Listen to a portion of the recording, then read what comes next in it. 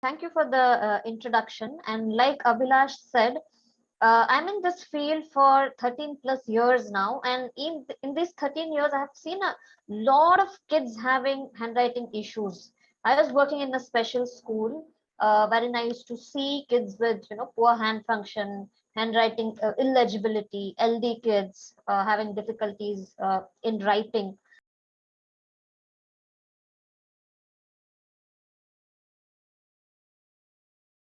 But writing is a very complex skill. There are so many elements and foundational skills that goes into writing. It's not as simple as what we think. And definitely these days kids have a lot of pressure when it comes to writing. Things have changed. I mean, when we were kids, second standard, third standard, that is when we actually started writing. But if you see now, even when a child starts going to nursery, they'll start with standing line, sleeping line. When the child goes to LKG, they start with words. So it is definitely a stress on parents as well. And when a child kind of has aversion to writing or has illegible writing or does not want to write, when a child does not have a good relationship with writing, we gradually tend to label kids, right? The child is lazy, or the child is very adamant, the child is not good in studies. And somewhere I have always felt that these kind of labeling eventually will destroy their self esteem, destroy their self confidence.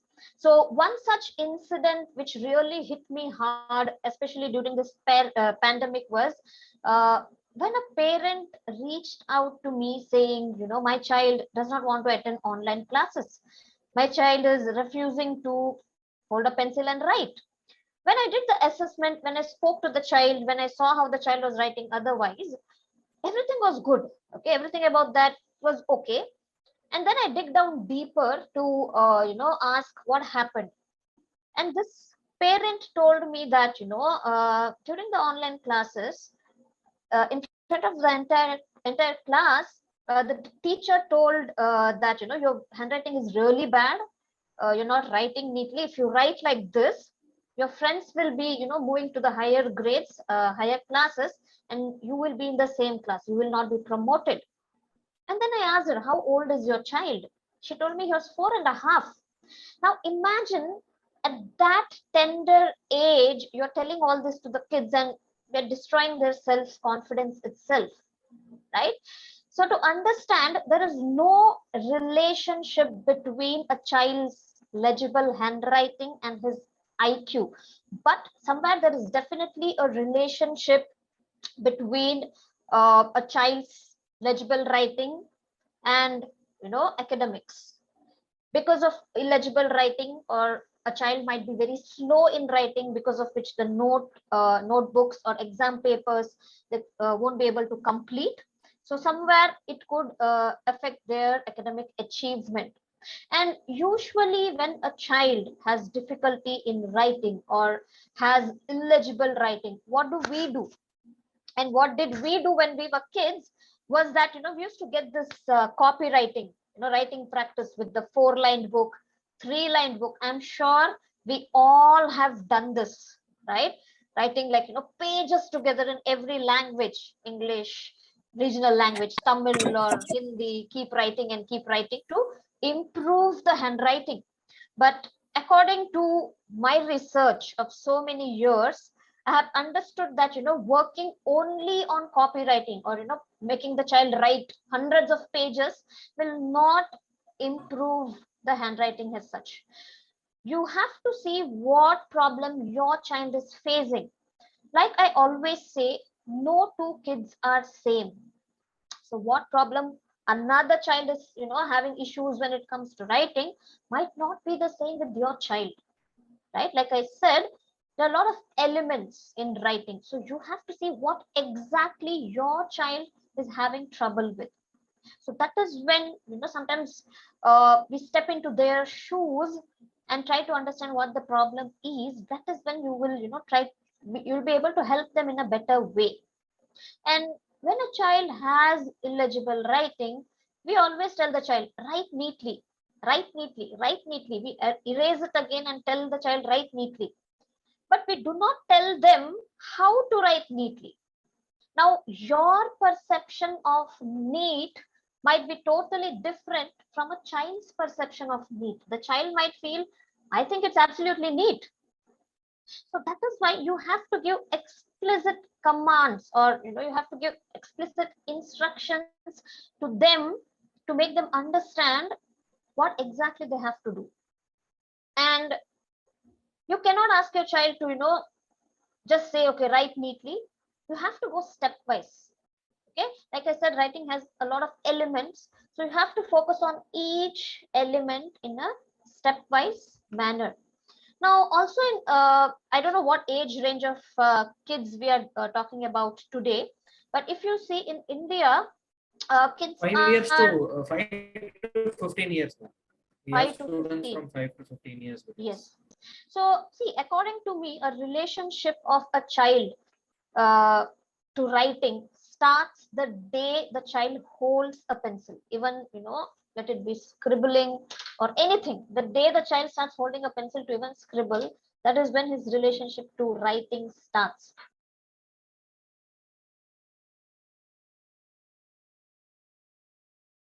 Now, even before we move on to elements of writing, like I said, when I saw even kids who were, of higher grades, like say fourth standard, fifth standard, sixth, seventh standard. So one common thing what I found was somewhere they lacked in foundational skills. So we focus so much on writing from that 3 years that we somewhere forget about all these foundational skills. We do not encourage them to do all this. So first thing you have to notice, even if your child is 5-year old, 6-year old, 7-year old, the foundation needs to be strong. There are some foundational skills for writing. There are some pre-writing skills. So what are these foundational skills? I will list, there are many, but I will list a few important foundational skills. So number one is gross motor skills.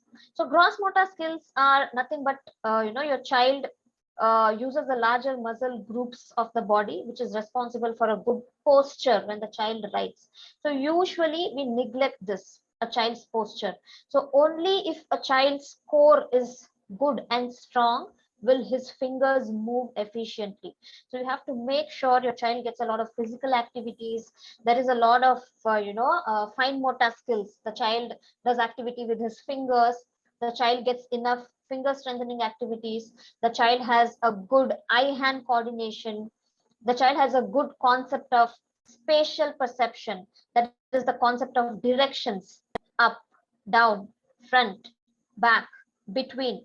Now you might think, what does this have to do with writing? Spatial perception. So if your child has problems with this concept of up, down, front, back, all these directions, your child might not be able to write on a line, or your child will have issues with spacing.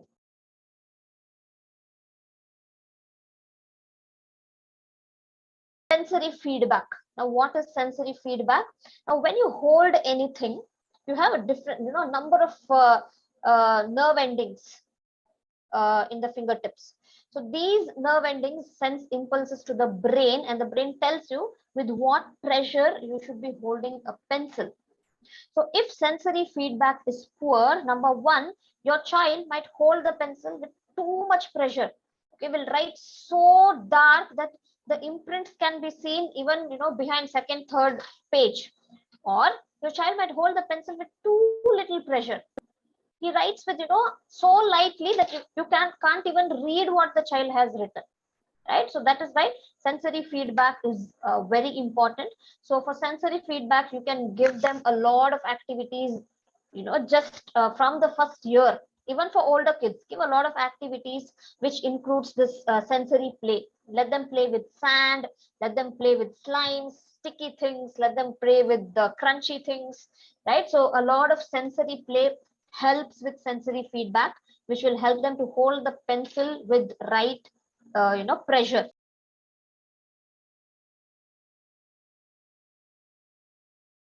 Orthographic coding is nothing but to remember how a letter or a word looks like and to write it on the paper.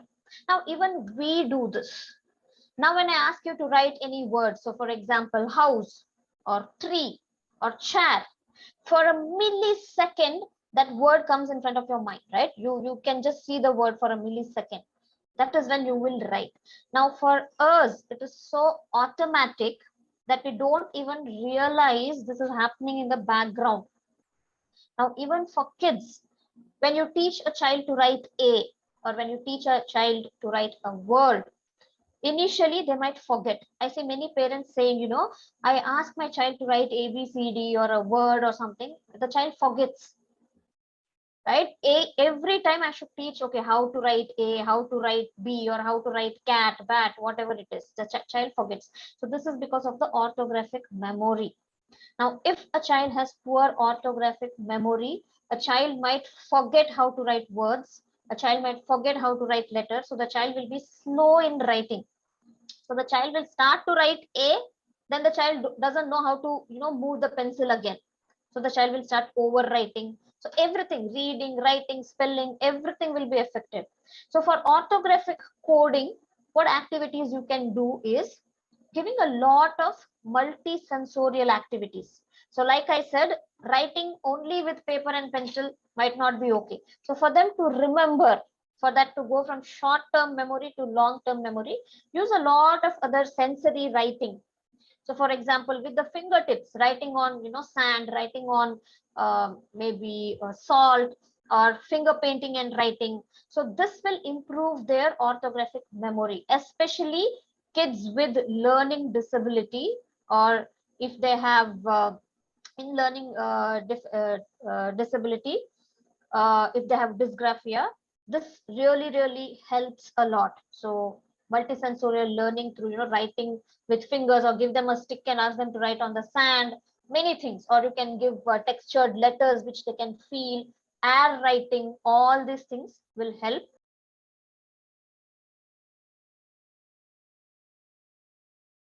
Letter is very important. So work on the formation first. So when a child writes, each letter should be consistent. So for example, if the child writes A like this, okay, the next A also should be like this. It cannot be some other type of A.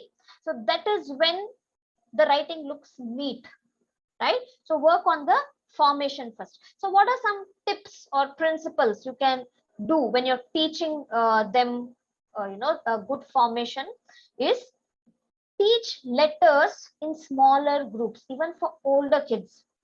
If you feel your child's formation of each letter is not fine, start from A, B, C, D. It's absolutely okay. So they have to learn a good formation. Teach letters, group it into common strokes. So all the letters which has the standing line, sleeping line, group it into one. Teach them.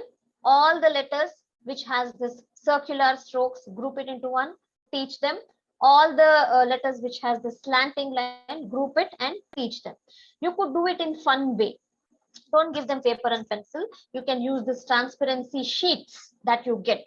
So initially what you will do is you write on a book, place the transparency sheets. Transparency sheets are transparent sheets, okay, transparent sheets on which you can write using colored pens. So they're more interested to write this way, just instead of writing on a book, right? So keep it on the book. You write, ask them to trace. So always follow the funda: trace, copy, write. So first they will trace on what you have written. After they learn tracing well, you write, ask them to copy below. Once they're copying it well, ask them to write on their own. So trace, copy, paste. Always teach the right formation. They have to follow the principle of top to bottom, left to right. Now, when we write any letter, most of the letters, we go from top to bottom. For example, T, top to bottom, left to right. So that is the right way. Now, even if your child is writing T neatly, but he's following the different pattern, bottom to top, right to left. That is not right, because if this happens when the child goes to higher grades where they have to write a lot, the child's writing will be slow. So always follow the correct pattern. Focus on lowercase letters more than uppercase letters, because if you see the print media around, 90% of the time you will be writing the lowercase letters. So focus on lowercase letters more. So once formation is okay, your child's formation is okay, then go for size. Then train the child for size. So like I said, when a child writes, the size of each letters should be even. Okay, if it is too small, it doesn't look okay. If the letters are too big, doesn't look neat. Or sometimes kids write with varying sizes, one small letter, one big letter, one small letter, one big letter. This also doesn't look neat, right? So all the letters should be consistent or of the same size. Now you can use some color coding when you're teaching them even size, right? So color coding has an, if you have 4-lined book, or if you have a 3-lined book, you can just take a color pencil and you can just put some yellow color on the lines, on the lines, and tell your child that all the body of the letter should stay within this yellow color. So I will just show you a picture of that, how it looks.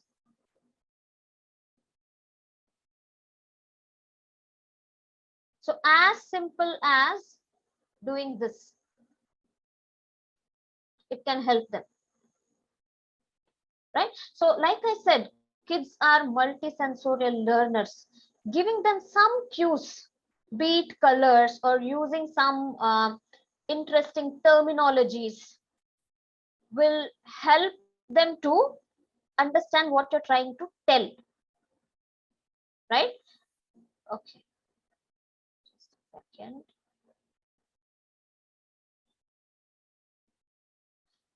All right, so that is how you will teach them the concept of size. So once you feel your child has learned the concept of size, then you will go for teaching them line awareness. What is line awareness? When writing, your child has to place the letters on the line.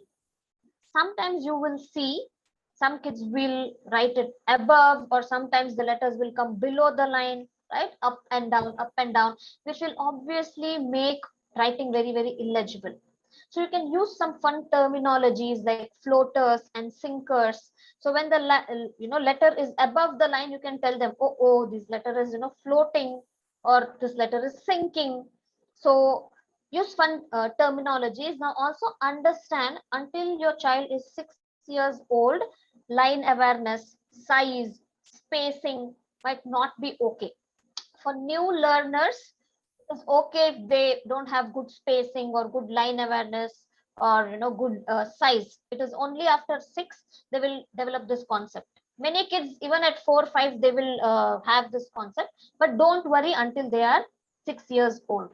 All right, so even for line awareness, you can use some color coding.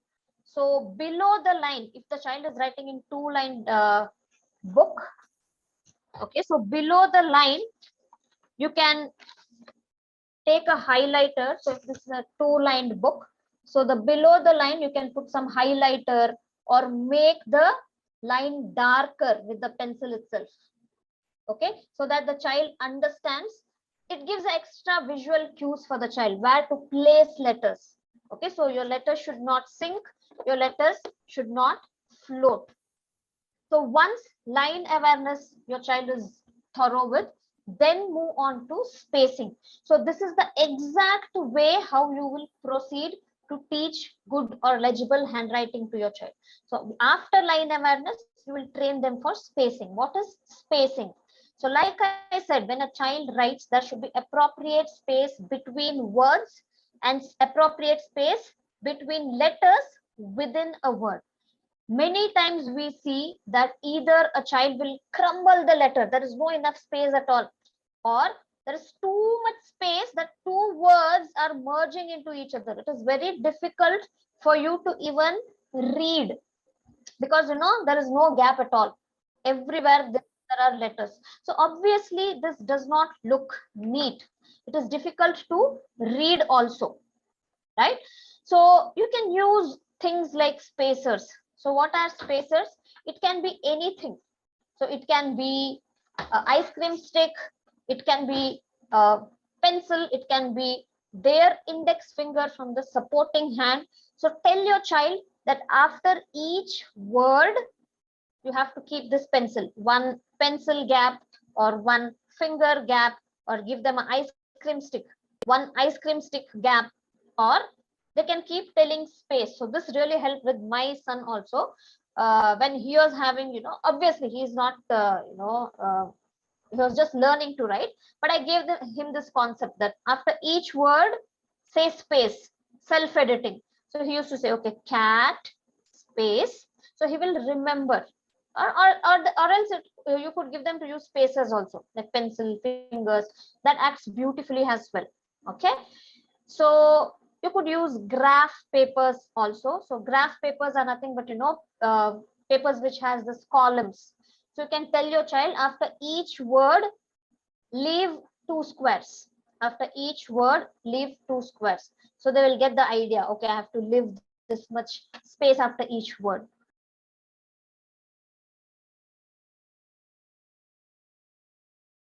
Wherein copying from the board is, it's very difficult for them. Right now, copying also is a very complex skill. The child has to look, the child has to have this visual memory of what the child has seen. Go to the book, write, again go back, track visually where the child was last time, again go to that place, again write. It is a very complex and tiring process actually, but for us we don't understand it.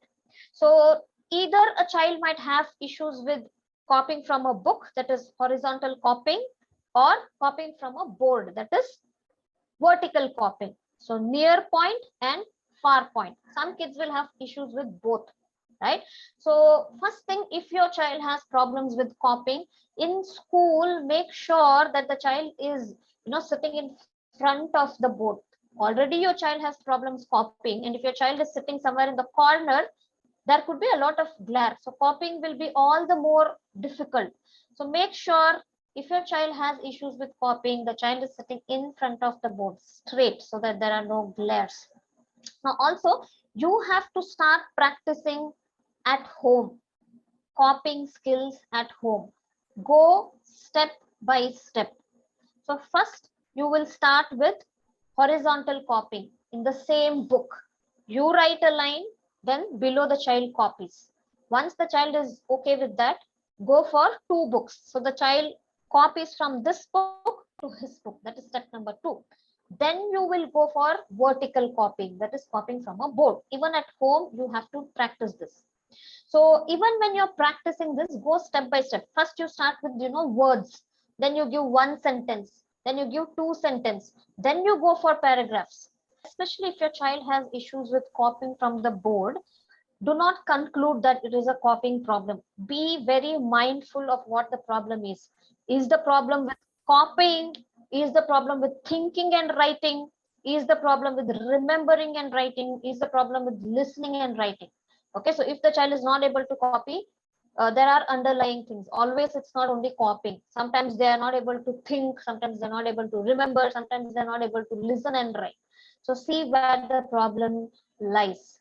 All right. Could also be, you have to see what is the problem. It can be that her orthographic memory is not good. So like I said, a child forgets. When you tell a word, it has to come in front of how it looks. Only then the child will be able to write. So it could be orthographic memory, right? So do a lot of forget about only writing in paper pencil. Do a lot of other things also. I think you have to go to basics.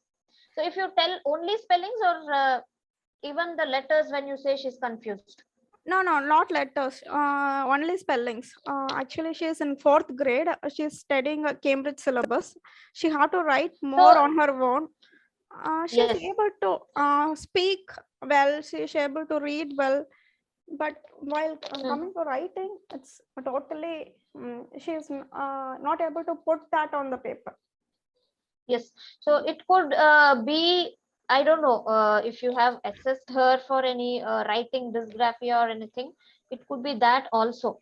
So go slow. So for example, if she is able to tell HOUSE house, Yes. so go slow. HOUSE house. So I think it could be orthographic coding also. Do a lot of writing other than paper pencil through different Okay. activities that could help her. Okay. Okay, ma'am.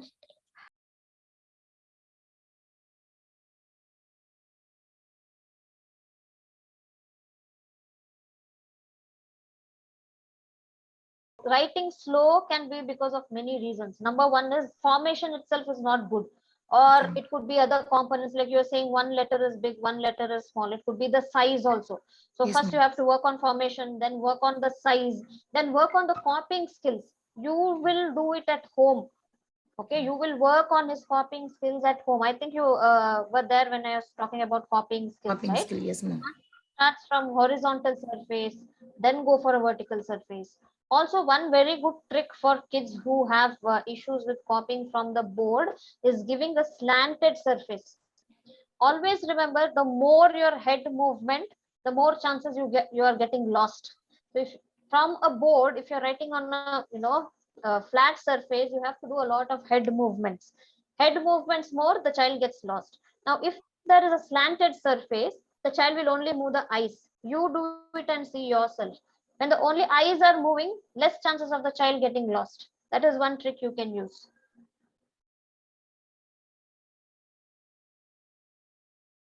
So until we say, until 6 years, all kids, many kids will have this reversal problems. So if it is 10-year-old, one thing is doing a lot of orthographic coding activities. Remember, writing on different textures and all these for B and D. Also, you could use the thumb method. Okay, so give a ball on his left hand, and maybe you can give a doll on his right hand. So let him visualize this: ball, doll. So ball. It is like this. D doll. It is like this. We also say, B has a belly, D has a diaper. So anything like that. Many kids will have confusion with W and M. So for them, what we say is W has a lot of water, M has a lot of mountains.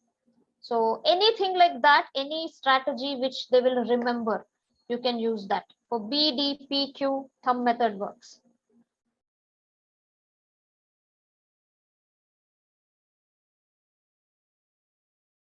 Yeah, so see, obviously when a child writes, you will understand what the problem is. If the child is very slow in writing, you will know, right? So when you look at the writing of your child, you will know, oh, okay, if the child, what is the problem, if the formation is the problem, or is the spacing a problem, right? Like I said, many kids will have 2-3 elements has problem. So formation won't be correct, spacing won't be correct, they will not write on the line. So totally the writing looks messy. So go, like, whatever the elements are there, is the formation correct, is the spacing correct, is the child writing on the line? So these are few things you can assess a child's writing with. And of course, if the child is having issues with copying, you will know. If the child is having issues with writing speed, you will know. And I think it's also very important to educate the parents as well, because in school it is very difficult to train each child. So whatever inputs you have, you can share it with the parents as well, so that they can take charge of it, so that even at home they are aware how to help the child.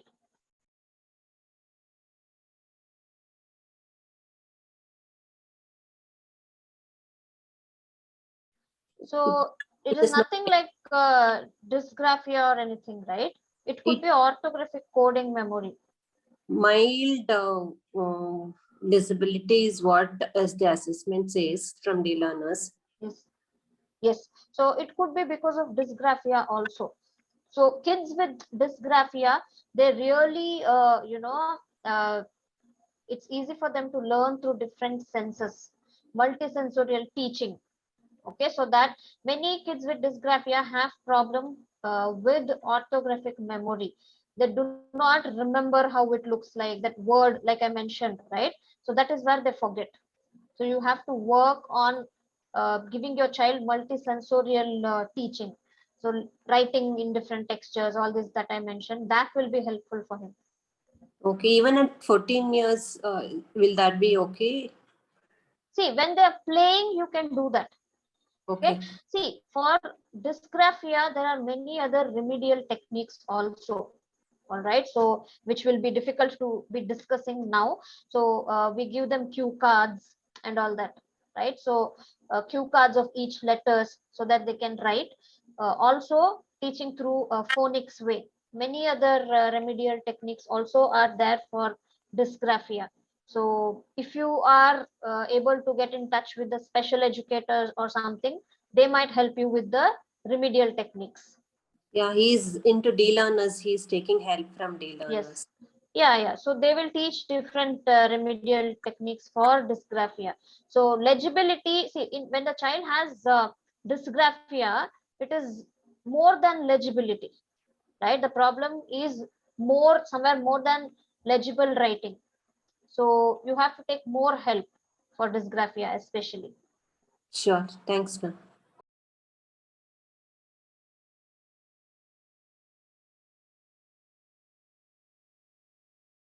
See, again, if your child's school, in some schools it is compulsory, cursive writing is compulsory. If that is the case, that's fine. If your child is comfortable with that. Some kids have problem with cursive writing. If that is the case, don't force them. Let them go for printed. So if your child is comfortable, that's okay. Thank you so much, ma'am, for joining with us today and explaining a lot about the writing, uh, and how to make writing fun and informative and everything. Thank you so much, ma'am, and thank you for joining us. Thank Thank you you, so much, Abhilash. parents. See you. See you, ma'am. Bye.